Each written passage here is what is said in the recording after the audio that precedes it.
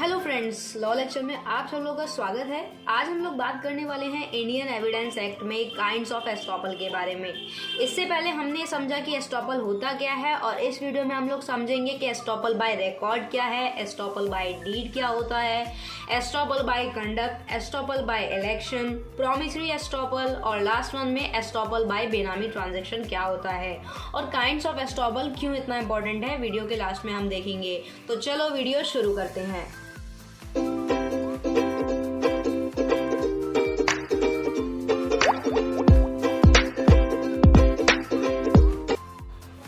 तो सबसे पहले हम बात करते हैं कि एस्टॉपल बाय रिकॉर्ड क्या होता है। देखो, एस्टॉपल बाय रिकॉर्ड ये होता है, इसे एस्टॉपल बाय जजमेंट भी बोलते हैं। बेसिकली ये होता ये है कि जैसे कि किसी कोर्ट ने अपना कोई जजमेंट पास किया, तब ना तो पार्टी ना ही उसके रिप्रेजेंटेटिव उस सेम मैटर पे सेम सूट को सेम पार्टीज सेम कोर्ट में ले जाके दोबारा से कहें कि भाई हम ये ऑर्डर को नहीं मानते।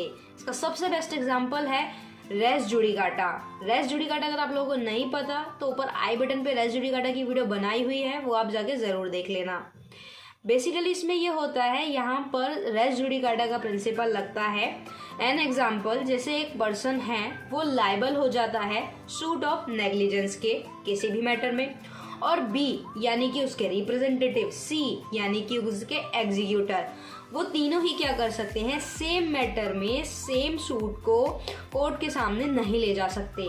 वहां पर रेस जुडिकाटा का प्रिंसिपल लगता है। ये जो रेस जुडिकाटा का प्रिंसिपल लगा, ये एस्टॉपल बाय रिकॉर्ड होता है। यानी कि कोर्ट के किसी जजमेंट पे आप दोबारा से जाके सेम मैटर में सेम पार्टी एक बार जजमेंट आने के बाद दोबारा से वो मैटर कोर्ट में नहीं ले जा सकती, जो कि हमें रेस जुडिकाटा के प्रिंसिपल में या डॉक्ट्राइन ऑफ रेस जुडिकाटा पे एस्टॉपल बाय रिकॉर्ड लगता है या देखने को मिलता है।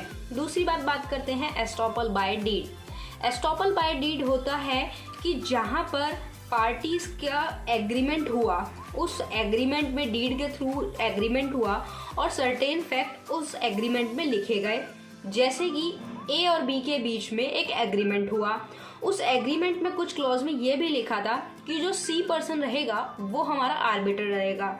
यानी कि अगर कोई भी डिस्प्यूट वगैरह अगर राइज होता है तो वो सी देखेगा।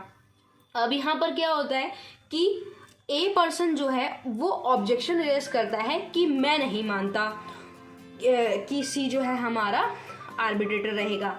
तब ए का ये ऑब्जेक्शन रेज करना क्या होता है, एस्टॉपल होता है, स्टॉप कर दिया जाता है। उसे स्टॉप कैसे कर दिया जाता है, एस्टॉपल बाय डीड। ओवरऑल अगर मतलब हम समझे तो इसका यही है कि जो एग्रीमेंट में सेक्शन लिखे गए हैं, क्लॉज लिखे गए हैं, वो आपको मानने ही होंगे।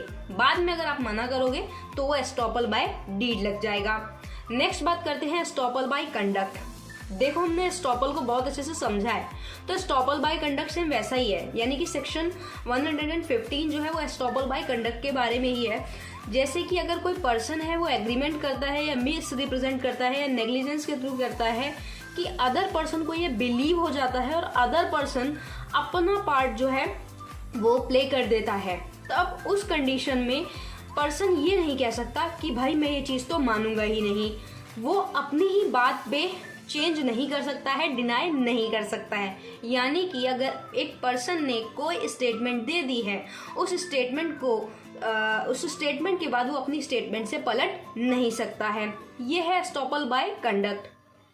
अब बात करते हैं estoppel by election. Estoppel by election को बहुत अच्छे से समझने का तरीका है इलेक्ट। इलेक्ट को आप ऐसे समझ सकते हो कि आपके पास दो चीज़ों के ऑप्शन थे कि या तो आप ए ऑप्शन ले लीजिए या बी ऑप्शन ले लीजिए। अब अगर आपने ए ऑप्शन ले लिया है तो बाद में आप ये नहीं कह सकते कि नहीं मुझे तो बी ऑप्शन भी चाहिए। यही है एस्टॉपल बाय इलेक्शन। यानी कि जब आपके पास ऑप्शन था चूज करने का, उस कंडीशन में आप ए ऑप्शन सिलेक्ट कर लेते हैं और बाद में आप बी के लिए बोलते तो आप ऐसा नहीं बोल सकते। और ये बात कौन रोकेगा, एस्टॉपल बाय इलेक्शन। इसमें केस था Mohammed Qutubuddin versus state of AP.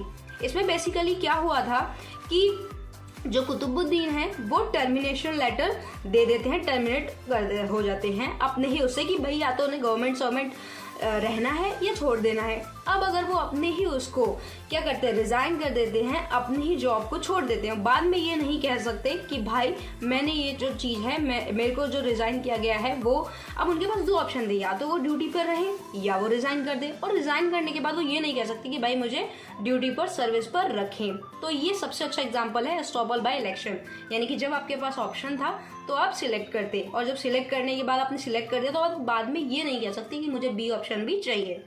Next बढ़ते हैं प्रॉमिसरी एस्टॉपल। नाम से ही पता चल रहा है प्रॉमिसरी की बात हुई है, यानी प्रॉमिस की। इसमें बेसिकली क्या होता है, जैसे कॉन्ट्रैक्ट लॉ के तरीके से आप प्रॉमिसरी एस्टॉपल को समझ सकते हो। ये डॉक्ट्राइन ऑफ कॉन्ट्रैक्ट लॉ के अकॉर्डिंग होता है। जैसे कि ए पर्सन है और ए पर्सन ने क्या किया कि कोई चीज़ उसको पसंद आई और उसने बी पर्सन को कहा, और बी पर्सन क्या करता है उस कंडीशन में, वो कहता है ठीक है मैं तुम्हें प्रॉमिस कर देता हूँ कि मैं वो अमाउंट पर्टिकुलर तुम्हें दे दूंगा और तुम वो चीज़ ले लेना। इस बिहाफ पे ए पर्सन क्या करता है, शॉप पे जाता है और कहता है कि भाई आप जो है ये चीज़ जो है मेरे नाम से बुक कर लीजिए और मैं जाके दे दूंगा। अब वहाँ पर बाद में बी का मूड बदल जाता है और कहता है कि नहीं मैं तो अब ऐसे नहीं करूँगा, मैं वो आपको अमाउंट नहीं दूंगा। तब ए की जो इंजरी हुई है, ए को जो हार्म हुआ, क्योंकि उसकी तो पेमेंट चली गई थोड़ी सी, उस कंडीशन पे जो प्रॉमिसरी है वो वहाँ पे क्या हुआ, उसने अपना प्रॉमिस नहीं निभाया। यही प्रॉमिसरी एस्टॉपल है। बेसिकली ये कॉन्ट्रैक्ट लॉ में देखने को मिलता है। नेक्स्ट बात करते हैं एस्टॉपल ऑन बेनामी ट्रांजेक्शन। बेनामी ट्रांजेक्शन के तरीके से होता है।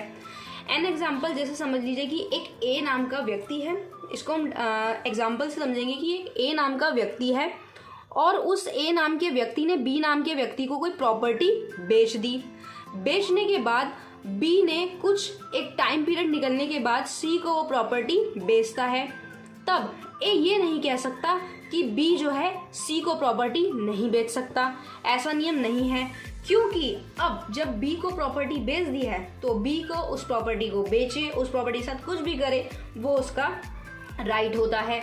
उस कंडीशन पे ए का ये रोकना कि भाई ये आप प्रॉपर्टी सी को नहीं बेच सकते, ये क्या है, एस्टॉपल बाय बेनामी ट्रांजैक्शन है, वहाँ पे स्टॉप कर दिया जाएगा। हमने जो काइंड्स पढ़े वो इतने इंपॉर्टेंट क्यों हैं, क्योंकि यूपी जुडिशियल सर्विस में ये एग्जाम में काफ़ी बार क्वेश्चन पूछा गया है काइंड्स ऑफ एस्टॉपल, कि जैसे एक एग्जांपल कि estoppel by deed, estoppel by will, estoppel by conduct और प्रॉमिसरी एस्टॉपल। इनमें से कौन सा एस्टॉपल नहीं है, कमेंट बॉक्स में आप बताइएगा कि कौन सा एस्टॉपल नहीं है। और वैसे इसका आंसर मैं आपको बता देती हूँ। इसका आंसर ये है कि एस्टॉपल बाय विल जो है वो काइंड्स ऑफ एस्टॉपल में नहीं आता। और भी एस्टॉपल है, जैसे एस्टॉपल बाय साइलेंस। उसमें क्या होता है एस्टॉपल बाय साइलेंस, यानी कि आपने अपनी मौन सहमति दे दी और मौन सहमति के थ्रू क्या है, आपने किसी भी चीज़ के लिए अपनी स्वीकृति दे दी। उस कंडीशन के बाद आप ये नहीं कह सकते कि भाई मैं तो मौन था, वहाँ पे आपका मौन रहना आपकी मौन सहमति या जो है आपका साइलेंट कंसेंट हो जाती है। इस वीडियो में इतना ही, नेक्स्ट वीडियो में मिलते हैं। वीडियो पूरी देखने के लिए thank you so much. Channel पे नए हो तो सब्सक्राइब करके बेल आइकन जरूर प्रेस कर देना, और जो नोट्स हैं वो आपको डिस्क्रिप्शन बॉक्स में मिल जाएंगे।